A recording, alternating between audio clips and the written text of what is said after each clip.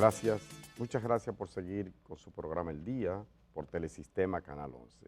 Ayer miércoles, como cada semana, ¿verdad? Es habitual, ya se celebró el almuerzo semanal del Grupo Corripio, en el que participan los diferentes medios, el periódico El Día, periódico Hoy, El Nacional, Teleantillas, Telesistema. El invitado de ayer, ese señor que ustedes ven ahí, es el doctor Waldo Ariel Suero, quien estuvo acompañado de los doctores Luis Peña, secretario general del colegio médico, y Coral Pereira, presidente de la Asociación Médica del IDSSS. ¿Cuáles fueron los planteamientos básicos? Bueno, lo fundamental con lo que nos quedamos de ese almuerzo es el señalamiento de que República Dominicana tiene muy baja inversión en salud. De ahí se deriva todo lo demás. Todo lo demás. 1.9%, dice el presidente del Colegio Médico Dominicano, es la inversión pública en el sector salud. Por supuesto que lo que falta lo pone usted, lo pongo yo, lo ponen los empleadores, lo ponen los empleados y hasta los desempleados. Es así. Entonces ellos señalan que es fundamental incrementar por lo menos a lo que es el promedio en América Latina un 5%, Indira, Edith, un 5%. Nosotros no estamos ni en la mitad del promedio de los demás países de la región.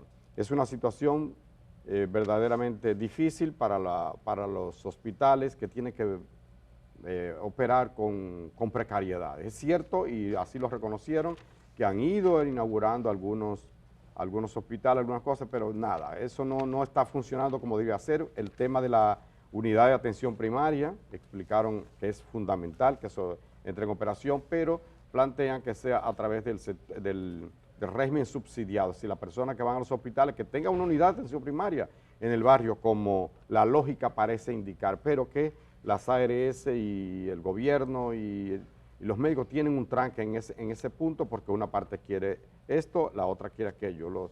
Las ARS, por ejemplo, se plantean que sea a través del régimen contributivo y tal, porque eso les ahorraría muchísimo dinero, muchísimo dinero.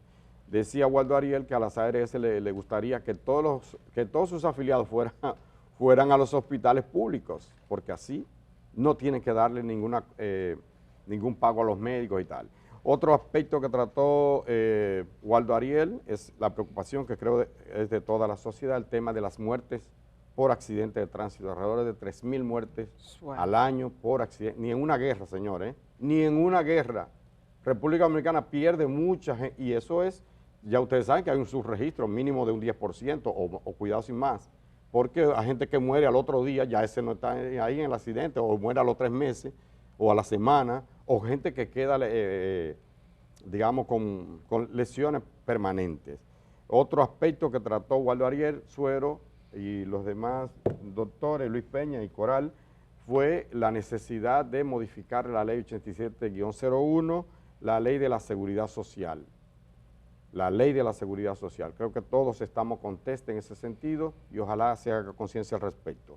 También habló del tema se le preguntó por qué tan frecuentes son los haitianos en los hospitales, habló de prácticamente un proceso de haitianización, decía en cierto momento, pero que no es culpa de los médicos en base al juramento hipocrático, porque aquí hay gente que pretende, bueno, si es prieto y habla raro, es haitiano, no lo atiendan, estamos gastando un dinero, pero señor, los médicos hacen un juramento hipocrático que nada tiene que ver con lo otro de política migratoria. Si a un médico le llega una embarazada o le llega una persona que se desparramó de un 5º piso y llega con la costilla rota y desbaratado, ¿qué hace el médico?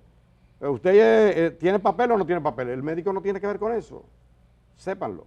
Además, por puro humanismo, si usted ve una persona rota, una persona ahí accidentada, usted le va a preguntar que de dónde es. ¿Dónde que te duele? Vamos a ver y ver si tiene una hemorragia, qué sé yo, y luego estabilizarlo. Eso es lo primero que hace un médico. Y ellos dicen que no pueden dejar de atenderlo. Que el tema es del gobierno, no de sino de las autoridades, de todas, que tienen que controlar el tema migratorio. Al médico no le compete eso, porque hay quienes quieren, ¿verdad?, un poco echarle la cuava sobre eso a los médicos. También habló el doctor Waldo Ariel, Luis Peña y Coral, hablaron de de algo que a mí me llamó mucho la atención, y fue que hablaba de 25% de los médicos están sin empleo. Usted puede imaginarse eso. En un país donde faltan médicos, o sea, que hay comunidades donde es un médico que va a la semana y vuelve a la otra semana y no sé qué. Aquí a usted lo sabe, que le ponen una cita para dentro de no sé sabe cuántos meses, y aquí hay 25% de médicos desempleados. Ese fue otro aspecto, el tema de la seguridad en los hospitales. Dice que es más de lo que la gente se imagina, que eso es diario, eso es diario. Los pleitos que se dan, que piden un reforzamiento, no una militarización de los hospitales, pero sí un reforzamiento de la seguridad en los hospitales.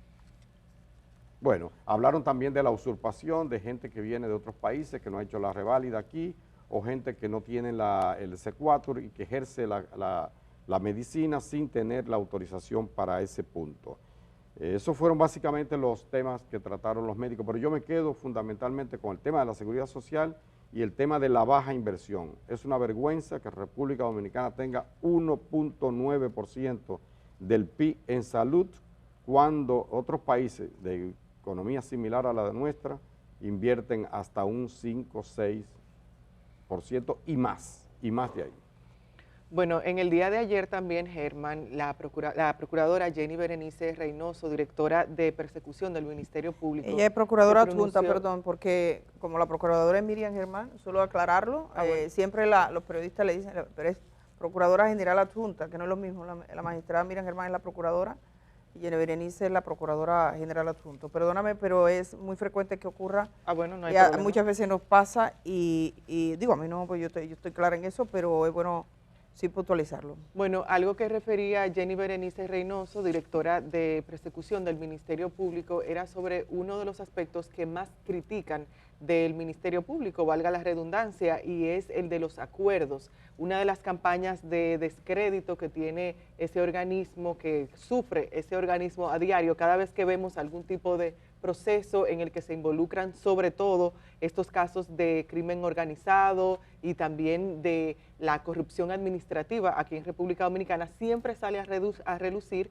el aspecto de esa campaña de descrédito que se le hace por los acuerdos a los que llega el Ministerio Público con algunos de los imputados o simplemente con personas que, si bien no son imputadas, también son señaladas en estos expedientes. Entonces, en el día de ayer, Jenny Berenice Reynoso se pronunció sobre, al respecto, entre otros temas también como retos del Ministerio Público, pero sí quisimos recopilar estas informaciones que ella pronunció ayer y luego regresamos con un análisis sobre esto. La fiscal Jenny Berenice Reynoso calificó como necesaria la política de acuerdos o delaciones premiadas que ha asumido la Procuraduría General de la República y llamó a los miembros del Ministerio Público a no temer cuando de aplicar esos pactos se trata o de ejercer su rol como órgano persecutor. Muchas veces se dice y se critica. Los fiscales les gustan las penas altas y les gustan la prisión preventiva. Nosotros somos fiscales. Esa es nuestra esencia. Está en nuestra esencia, perseguir. Se cuestiona, bueno, pero ¿por qué el órgano acusador otorga criterios de oportunidad a criminales? Porque el criterio de oportunidad del 370 es para criminales. Al hombre serio no se investiga o se le da un archivo. Si le estoy dando un criterio de oportunidad es porque tiene una imputación y ha aceptado unos cargos. No debemos tener temor a aplicar los acuerdos. Al participar en el seminario de conmemoración del 20º aniversario del Código Procesal Penal, Reynoso resaltó los avances y desafíos del sistema judicial, destacando el acceso a la justicia como una de las transformaciones más importantes. Solo en materia de violencia de género a nuestra sede acuden más de 60.000 personas al año. Personas que merecen respuesta y que tenemos que llegar a una decisión objetiva, porque no todo el que viene nos dice la verdad, y ahí que tienen que activarse los principios que tutelan el debido proceso para dar una respuesta, no la que quieren las partes. El encuentro, organizado por el Poder Judicial, se realiza con el objetivo de fortalecer la interoperabilidad entre las instituciones del sistema de justicia. Paola Báez, Informativos Teleantillas. Bueno, agradecer a Paola Báez por esa información, pero sobre todo recalcar las palabras de Jenny Berenice Reynoso en cuanto a los acuerdos y a esa política que toma el Ministerio Público para de alguna manera u otra lograr sus objetivos con relación a estos casos que de por sí son complejos e involucran a personas que tienen mucho poder o que estuvieron en posiciones importantes aquí en República Dominicana. Para enfrentar estos casos, por ejemplo, el Ministerio Público recurrió a pago de multa, a ofrecerle, por ejemplo, pago de multas, devolución de bienes, está también cancelación de registro en el caso de empresas, porque también en estos casos vemos que hay empresas grandes o pequeñas involucradas, está, por ejemplo, condenas mínimas suspendidas, también procesos penales abreviados y una serie de estrategias que el Ministerio Público implementa a la hora de abordar estos casos. Lo hemos visto, por ejemplo, con lo de Calamar, con Medusa, con Antipulpo. Recordemos, por ejemplo, a Francisco Pagán, que fue uno de los primeros que llegó a acuerdos con el Ministerio Público a cambio de proporcionar información y el Ministerio Público obtener otro tipo de beneficio con esta alianza en cierto modo. Y hay algo, por ejemplo, que si nos ponemos a pensar es el dinero devuelto también en estos casos. Lo comentaba en estos días, los fiscales destacaban, por ejemplo, la cantidad de dinero que se ha devuelto, de dinero del Estado, que se tomó de instituciones que necesitan, por ejemplo, Germán ahora que comentaba sobre la necesidad en el sector salud. Vemos el caso Antipulpo, que también tocó ese sector salud y cómo se devolvió en su momento dinero del Estado. También lo vimos con el caso Calamar, cómo se llegó a acuerdos, si bien con imputados, pero también con personas señaladas como Mimilo Jiménez, Fernando Crisóstomo y una serie de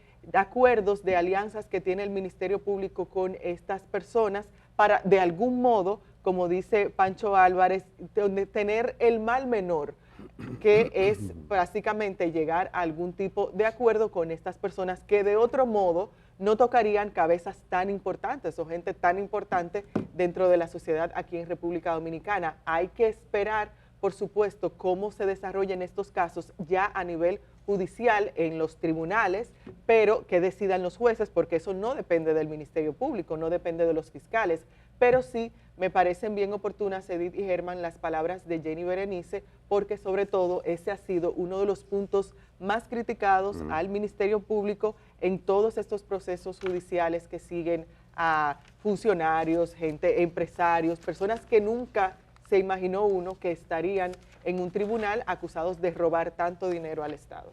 Y que bueno, es casi natural que surgiera la controversia cuando se trata de casos prominentes, de gente que tiene muchos recursos y que una de las primeras cosas que se pone en la lista es los medios de comunicación, qué hacer, o sea, la estrategia de lo que se va a decir.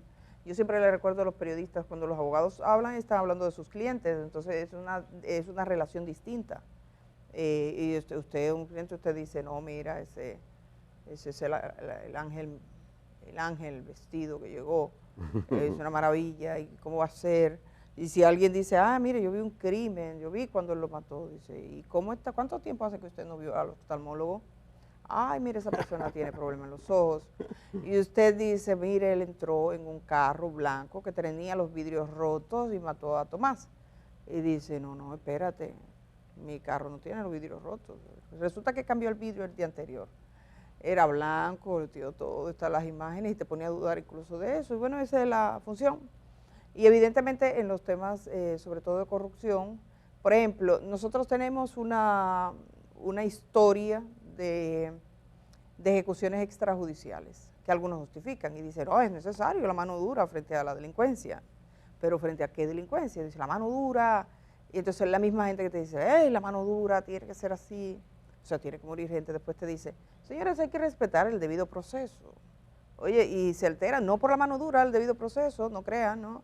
Se altera porque alguien que es prominente recibe una sanción de prisión en la antesala del proceso de ser enjuiciado, como medida de coerción. Y usted se encuentra todo eso y es bueno que la gente saque cuenta del lado de qué se pone. Pero bueno, ahí están estas declaraciones. Sí quiero hacer una referencia, Germán, porque nos escribía Un señor, hay mucha gente que escribe, y al 829-345-1453, pero dice Bernabel Matos, el Día de Acción de Gracias debería ser un día de duelo y de reflexión por lo que hicieron los emigrantes irlandeses con los nativos de Estados Unidos. El Día de Acción de Gracias es lo mismo, casi lo mismo que el 1 de mayo, pero eso posteriormente se comercializó. Y ahí cuenta un poco la historia. Ciertamente el Día de Acción de Gracias no está ajeno a la controversia. Y yo me encuentro, por ejemplo, un artículo de la BBC en Londres que apuntaba sobre esto, que el Día de Acción de Gracias en Estados Unidos sigue generando controversia, aunque la celebran la mayoría. De alguna manera no podemos suponer, se calcula que más de un 90% de estadounidenses esta noche cena o celebra de alguna manera el Día de Acción de Gracias. El día antes, ayer, y el día posterior son los días de mayor movilidad de gente que está saliendo para cenar con sus familias y luego para marcharse, sí. Une más a la gente que la festividad de la Navidad, por ejemplo, porque todas las religiones se sienten incluidas, o sea, no hay debate sobre esto. Pero hay un grupo, por ejemplo, la Asociación de Indios Americanos, que considera que este debería ser un día de duelo y lo decretan como tal. El Día de Acción de Gracias en Estados Unidos, concluye la BBC, tiene un significado histórico que sigue generando controversia. Algunos consideran que la celebración oculta la violencia y la opresión que los europeos impusieron a los nativos americanos. Muchos consideran que la festividad representa un festín pacífico entre colonos y pueblos indígenas.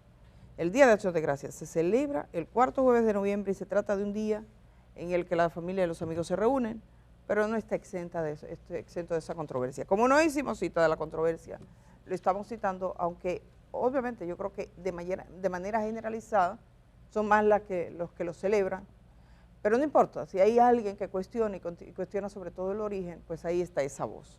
Mira, nos toca... ¿tú sabes cuánto? Estoy leyendo, busqué en la agencia F, que tenemos aquí, dice 80 millones de personas se van a movilizar. 80 millones. 80 hoy. millones. Desde ayer, porque sí, comienza el día antes. Sí, el cable de anoche. Dice, unos 80 millones de personas viajarán en Estados Unidos por carretera o por avión durante las vacaciones de Acción de Gracias, una cifra récord que supera los niveles previos a la pandemia. Así lo estimó la AAA, que dijo que unos 79.9 millones de personas realizarán viajes de 80 kilómetros o más.